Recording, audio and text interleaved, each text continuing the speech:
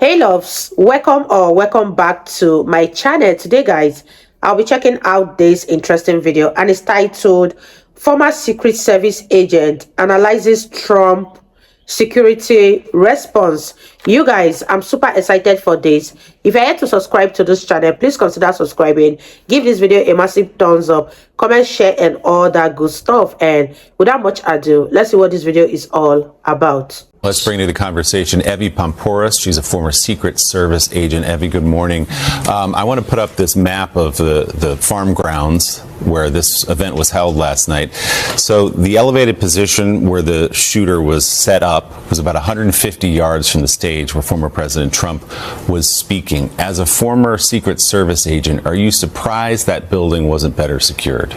So when you do a security plan, you've got the main security, right? The security perimeter where there's the magnetometers, where people are being checked as they're entering the event. You have the outer perimeter, when you have an open rally like this, you are extremely vulnerable. I've done these. They're probably the most anxious you're ever going to be as an agent because you're trying to secure all of it. Now, the adjacent buildings, you do this in urban environments, you do this in a rural environment like this. When you do a security plan, you literally put yourself on stage and then you look out as if you were the protectee. What can I see? And if I can see it, it can probably see me. Now, for an outer perimeter like that, typically you will have a local law enforcement presence. You'll notice those buildings, and the Secret Service works with local police. You have to think of the Secret Service like they're the conductor of the orchestra. They create the blueprint and design for the security plan. They work with state police, they work with local police, and then they put in resources and assets. So in the typical scenario, or in the scenario that one wishes would have unfolded, would you have had perhaps a local official secure that roof to make sure the roof is clear, make sure nobody's in the building, and then stand guard there so no one comes in after that clearing? So we don't know if they did or did not do this. Yes, but they should have? I would presume you should have a local police presence in that area. Now, could you have put somebody on that rooftop? You could have. The other element is the counter sniper team. So as far as we know, we see a two-man team from the Secret Service side. As we were discussing prior before we started speaking, they are looking at everything. They have to cover 360 degrees. So I know a lot of folks are like, how could they not see this? I think one of the issues is if it is a two-man team, think about what they are consistently covering. So local law enforcement, definitely, but again, we don't know if somebody was or wasn't positioned. Now, if there was no coverage there whatsoever, that's going to be an issue. Why weren't those adjacent buildings looked at? They are very close, yes. And if there was somebody stationed there from local law enforcement outside the building where the shooter was, as you consider the possibilities, how could he have gotten up there? So as I look at this, and again, just from a preliminary assessment without having all the details, it seems to me what I would presume before the president goes up on stage, they secure the area. There's communication. Essentially, are we good to go? Is he good to get up on stage? I would presume that everything was in the clear. I would think that nobody was on that rooftop. What I suspect, and again, I'm suspecting that after he got up on stage, that's when the shooter took position. There's a little bit of a slant at that rooftop.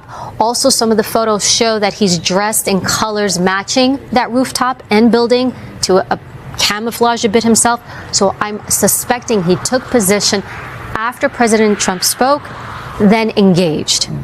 Wow, you guys, I don't even know what to say about what this former Secret Service agent is saying in this video, because a lot of people said that the Secret Service were aware that there was a man on the roof before Donald Trump came on the stage and they did nothing about it. And I don't know if she's from another planet or she didn't get the information right, but let me know what you guys think about what she is saying. Is she right? I am not a Secret Service, so I don't even know how they operate, but if you are a Secret Service agent watching this, what do you think about what this woman is saying? Is she saying the right thing, or she's just trying to say what will go with the narrative? Leave your thoughts in the comment section down below and let's wrap this video up, you guys. It's easy in hindsight to say, oh, why wasn't this done or that done? And let's just acknowledge that as we have this conversation.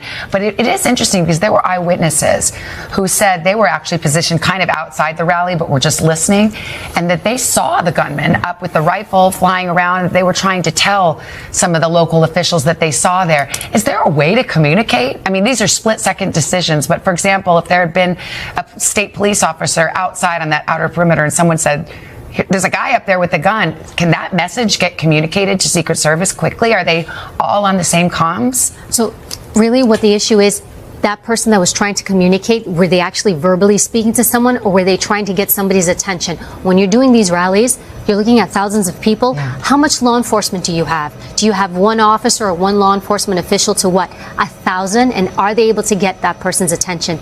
Guys, at the end of the day too, and I think this is going to come up during the hearing, resources, money, this all costs something. So when you're doing these security advances, you are negotiating. I mean, there are times where I need 75 agents, and it'll come back. It's like, you know what? We don't have the resources or the funds, or we need these folks to be somewhere else. Can you do it with X amount of people? And it's not just the Secret Service. It's going to be law enforcement. Their resources are tapped as well. So, Evie, quickly, let's talk about the aftermath of the shooting. You see the agents rush the stage, keep the former president on the ground, then he stands up. What do you see in those images as he pumps his fist to the crowd, exposes himself again, and then moves toward the car? So if we just break this down, as the shooting is happening, we hear the shots being fired. President Trump goes down, he takes cover, and it's also very likely when you look at that banner, there's like this banner around that stage, that tends to be some type of steel that's there by design for an incident like this, so that the protectee can hit the ground and take cover. We see the agents come in now from the sides, and their job is, that's the shift. That's what's called the shift. They come in and they are the armor. They're the ones who are literally going to come around. They're going to secure his body. The goal is now, if any additional shots are fired, they take the impact of those shots. They bring him back down. Now you can hear them too. If you're listening to the audio, you can hear them talking on comms. Is it clear? Are we good to go? Because they want to take him from where he's at, and they want to move him to the vehicles. Anytime you're open, and if we look at previous assassinations or assassination attempts, Reagan, JFK, just the most recent ones, always outside, right? Always line of sight issues. So they've got him secure. Once they hear the go, you can go. So I'm assuming for them to get the go, somebody probably told them the threat has been neutralized, right? You're not going to move unless you kind of know what's going on. They pick him up, and you can hear the president. It's interesting, just from a human behavior perspective, you hear the president saying, where are my shoes? Where are my shoes? A lot of people are commenting on, is that an odd thing to say? You also have to think about the stress and impact of what just happened. Yeah. And he's just, it's a kind of like a very human, simple thing to think of. You can hear on the radio, too, that they say the shooter is down. So clearly they felt that the threat was neutralized and they could safely move. But as an agent, I mean, the president now with this iconic act of defiance, holding up his fist and literally sticking his neck out into the open again. But if you're an agent right then and there, are you just wishing you could just whisk him off to the car? Well, I saw that, and I can understand why he's doing it from that perspective. But from the other perspective, I'm thinking, we know one shooter is down. Right. You don't know if there are other shooters. And then the other thing is, when you move him to the vehicles, you want to make sure, does he have any other shots within him, and check him. Evie, thank you so much. Wow, you guys, that was such an interesting one. I totally agree with what she said at the ending of this video. But let me know your take on this video. It was very interesting, and coming from a former Secret Service agent, I understand where she is coming from. But still, there are a lot of lapses with a Secret Service agent, especially with the women that were sessioned on that stage. I don't think it's right for women to be positioned in protecting a former president in this rally, because I think there are more able-bodied men who can do a better job than these women. But let me know what you guys think about this in the comment section down below. It was very interesting, and I enjoyed every minute of this video, and I believe you guys also enjoyed watching. If you did enjoy watching, give this video a massive thumbs up, comment, share, and all that good stuff, and I'll see you all in my next video. Bye guys.